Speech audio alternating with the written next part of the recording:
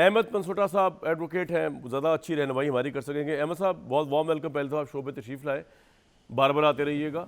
मेरा सिर्फ सवाल बुनियादी ये है कि बीइंग अ लॉयर भी और बीइंग अगर आप अपनी कॉमन सेंस अप्लाई करें तो जितने ट्विस्ट और जितने यू टर्न्स इमरान खान ने इस साइफर के बयानिए पे लिए, जिस तरह उन्होंने सारी चीज़ों को प्रेजेंट किया, फिर उनकी ऑडियोज़ आई, हमें पता है कि वो ऑडियो जो है उनकी आवाज़ है, उसको उन्होंने ओन भी किया कि यस, बल्कि उस पर एतराज़ उठाया कि रिकॉर्ड क्यों की गई।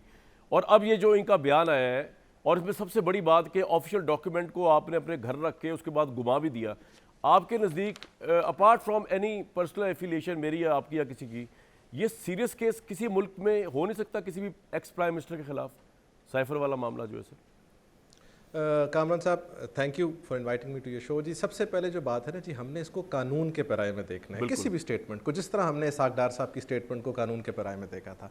अब इसमें 3-4 बड़े बुनियादी कानूनी पेचीदगियाँ हैं। नंबर 1, एक FIR के बगैर 164 की स्टेटमेंट रिकॉर्ड नहीं की जा सकती, इस पे 2008 की जजमेंट है सुप्रीम कोर्ट की। दूसरी बात, जब आप 164 की स्टेटमेंट रिकॉर्ड करते हैं और वो क्रॉस एग्जामिन्ड नहीं है तो उस स्टेटमेंट को किसी शख्स के खिलाफ इस्तेमाल नहीं किया जा सकता।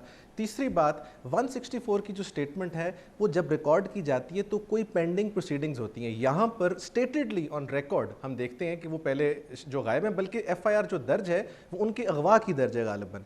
उसके बावजूद सडनली ये सरफेस होते हैं और एक 164 की स्टेटमेंट आ जाती है। 164 की स्टेटमेंट में सबसे इंपॉर्टेंट एस्पेक्ट होता है कि ये डेरेस और कोवर्जन से ना ली गई हो। इसी तरह अगर आपको याद हो तो PTI नैरेटिव बनाती थी अगेंस्ट इसाक डार साहब, लेकिन चूंकि वो कानूनी तौर पर सस्टेनेबल नहीं थी तो लिहाजा उस स्टेटमेंट पर बात नहीं हो सकती थी।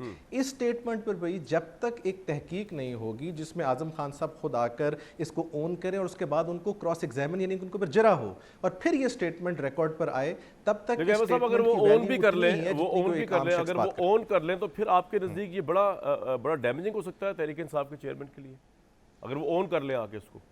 सर ऑफ कोर्स अगर इस स्टेटमेंट के कंटेंट्स जो हैं, अगर इस स्टेटमेंट के कंटेंट्स दुरुस्त हुए तो of course this is a very serious case, इस पर तो दो राय है ही नहीं। बट प्रॉब्लम कामरान साहब ये कि अगर पाकिस्तान की हिस्ट्री उठाएं तो 164 की जो स्टेटमेंट्स हैं, एक्सेप्ट जहां पर एक लड़की ने भाग के शादी करनी है, उसके अलावा मैंने कभी ज़िंदगी में सक्सीड करती नहीं देखी। और वो 164 की स्टेटमेंट्स हमेशा ड्यूरेस में रिकॉर्ड की जाती हैं, स्पेशली पोलिटिकल मैटर्स में या जब किसी बड़े शख्स को उठाया जाता है। हमारा आर्टिकल 10A भी आइन में मौजूद है जो कहता है ड्यू प्रोसेस होना है और हर चीज़ कानून के मुताबिक होनी है। अब कानून के मुताबिक अगर आप देखें तो पाकिस्तान की अदालतें ना तो नवाज शरीफ साहब को कन्विक्ट कर सकी हैं, ना शहबाज साहब को, ना इमरान खान साहब को, ना जरदारी साहब को, ना बेनजीर साहिबा को। यहाँ कन्विक्ट कौन होता है? या कन्विक्ट होता है जिस बेचारे ने जेब काटी हो या कोई छोटा क्रिमिनल कन्विक्ट होता है। ये अदालतों का जो सारे का सारा निज़ाम है, ये एविडेंशरी इतनी इसके ऊपर बंदिशें हैं कि कोई भी स्टेटमेंट क्वालिफाई नहीं करती इन दी एंड जो किसी आदमी को कन्विक्ट करे। और मैं ज़ाती तौर पर समझता हूँ इन द लॉन्गर रन ये भी उसी किस्म की एक स्टेटमेंट होगी जिसको शायद आज से 2 साल बाद आपके प्रोग्राम में हम डिस्कस कर रहे हैं और हम कहेंगे जी बड़ी ज्यादती हुई थी, उस वक्त उनसे जबरदस्ती बयान किया गया, जिस तरह मैं इसाक डार साहब को डिस्कस करता हूं। छोटा साहब, मैं आपसे आधी बात से एग्री करता हूँ, आधी बात जरा मैं आपसे थोड़ा इख्तिलाफ करके मैं ये कहूँगा कि डिपेंड करता है कि माहौल क्या बना हुआ है। अब देखें ना कि माहौल आजकल ये बना हुआ है कि एहतसाब अदालत का बड़ा फैसला आ गया है कि शहबाज शरीफ हमजा जो है वो मनी लॉन्ड्रिंग केस में बरी हो सकता है, वो मासूम हो, लेकिन वो फैसला आया तभी जब वो प्राइम मिनिस्टर है, बाप उनका प्राइम मिनिस्टर है, वो खुद भी बरी हो गए, बेटा उनका जो है वो ऑब्वियसली वो भी बरी हो गया साथ। तो अब अगर तो हालात यही रहते हैं इमरान खान के खिलाफ, जो कि नज़र आ रहा है कि जो उन्होंने शुरू की थी जंग अननेसेसरी, मेरे नज़दीक एक बड़ी जाहिलाना जंग थी, जिसने भी उनको मशवरा दिया कि PDM को छोड़ के फ़ौज के साथ लड़ जाओ, जबकि फ़ौज ऑब्वियसली उनके खिलाफ उनके मुकाबले पे कोई इलेक्शन तो नहीं लड़ रही थी, आर्मी चीफ भी प्राइम मिनिस्टर का उम्मीदवार नहीं था और कोर कमांडर्स भी वज़ीर आला के उम्मीदवार नहीं थे। तो माहौल अगर ये कंटिन्यू करता फिर तो ये बहुत इंपॉर्टेंट स्टेटमेंट हो सकती है इनके खिलाफ। अहमद साहब क्या कहते हैं आप? आप दुरुस्त कह रहे हैं जी कि माहौल पर डिपेंड करता है, लेकिन अगर आप माहौल को भी ऑब्जर्व करें पिछले 3-4 साल में तो माहौल भी मौसम की तरह साल में 3-4 दफ़ा बदलता है और एंड आई एम एक्सपेक्टिंग कि माहौल किसी ना किसी स्टेज पर बदल जाना है, क्योंकि पाकिस्तान की जो एक प्रॉब्लम है वो ये है कि पॉलिटिकल फोर्सेस एक कॉमन एजेंडे पर इकट्ठी नहीं है, जिसकी वजह से होता यह है कि कभी एक दूसरे को लड़ता है, कोई उससे लड़ता है, किसी को लड़ाया जाता है। सो मैं ये भी समझता हूँ कि माहौल भी ज़्यादा देर इस तरह नहीं रहेगा। माहौल जब चेंज होगा तो ऑटोमेटिकली मेरा और आपके प्रोग्राम में जब हम बात करेंगे तो स्टेटमेंट की कंप्लीट ये बदकिस्मती है कि इस मुल्क में अदल जो है वो माहौल के साथ चलता है। मतलब इससे ज़्यादा बदकिस्मती क्या हो सकती है कि, और आप एडवोकेट है सुप्रीम कोर्ट के, आप ज़्यादा समझते होंगे इन बातों को। मुर्तज़ा साहब, इमरान खान की पकड़ नहीं हो रही किसी भी केस में, वो इल्तवा भी ले लेते हैं, वो इल्तवा भी उनको मिल जाता है, उनको स्टे भी मिल जाता है, उनके खिलाफ जो बयानिया बनता है, आप अगर जाके सोशल मीडिया में या उनके फॉलोअर से बात करें वो कहते हैं 2 नंबर है, ये तो बात ही नहीं है, जो इमरान ने कह दिया सच है। तो ये तमाम चीज़ें होने के बावजूद आज आपके ख्याल में ग्राउंड के ऊपर इमरान खान की पॉपुलैरिटी को कोई फ़र्क पड़ा है या नहीं पड़ा?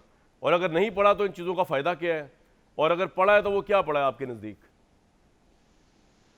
देखें, जहाँ तक इस बात का ताल्लुक है कि पीटीआई के चेयरमैन को कितनी रियायतें मिली हैं, तो ये बात तो दरो दीवार पे लिखी है। उनके खिलाफ जितने भी केसेस हैं उसमें जिस तरीके से एक प्री मडाना करके उनको ट्रीट किया गया है, चाहे वो सुप्रीम कोर्ट हो, चाहे हाई कोर्ट्स हों, चाहे दूसरी कोर्ट्स हों, तो ये एक मेरे ख्याल में एक बहुत ही अफसोसनाक अमर है कि जिस तरीके से उनको खुसूसी उनके साथ बर्ताव किया गया है। मैं उसकी तफसीलात बताकर आपको बोर नहीं करना चाहता, ये है। लेकिन मेरा ख्याल है कि वो माहौल जो है वो बदल रहा है, और सहूलत जो पहले उनको मौजूद थी वो हमेशा उनके लिए मौजूद नहीं रहेगी। जहाँ तक ये साइफर का और आज़म खान के बयान का ताल्लुक है जी। आप आज़म खान को एक साइड पे रख लें। मैं नहीं कहता कि वो मदर तेरेसा हैं। मेरे ख्याल में तो साइफर का जो जुर्म है उसके जितने किरदार हैं उनमें से मौसूफ भी शामिल है, लेकिन जो मरकज़ी किरदार है वो इमरान खान खुद है। इस पे किसी को शक नहीं है कि साइफर को किस तरीके से उन्होंने इस्तेमाल किया।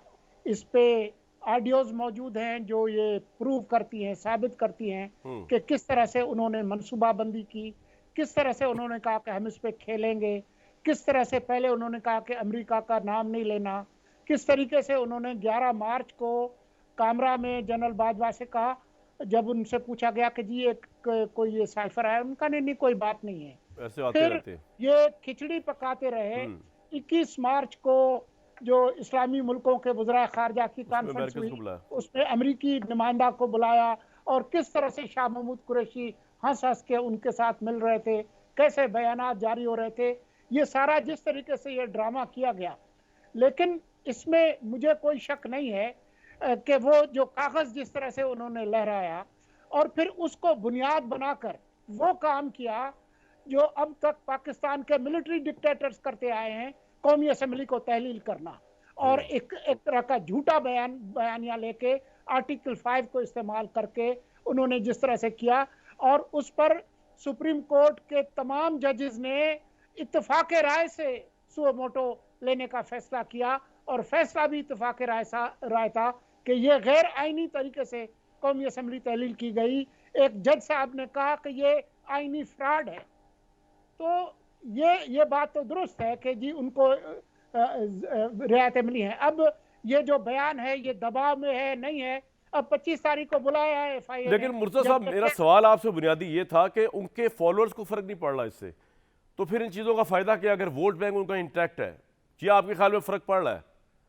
देखें, फॉलोअर्स उनके जो बिल्कुल उन पे अंधा एतमाद करते हैं वो करते हैं, वो तो सारे ही रहेंगे, उनका हक है। जो उनके जितने फॉलोअर हैं सारे अंधा एतमाद करते हैं, इसमें क्या दो राय है? करते रहें, लेकिन ये आप हवा ना खड़ा करें कि जी उनकी मकबूलियत आसमान को चली गई है। ये कैसे साबित होगा कि उनकी मकबूलियत आसमान को चली गई है? इसका कोई सबूत है? कोई नहीं है।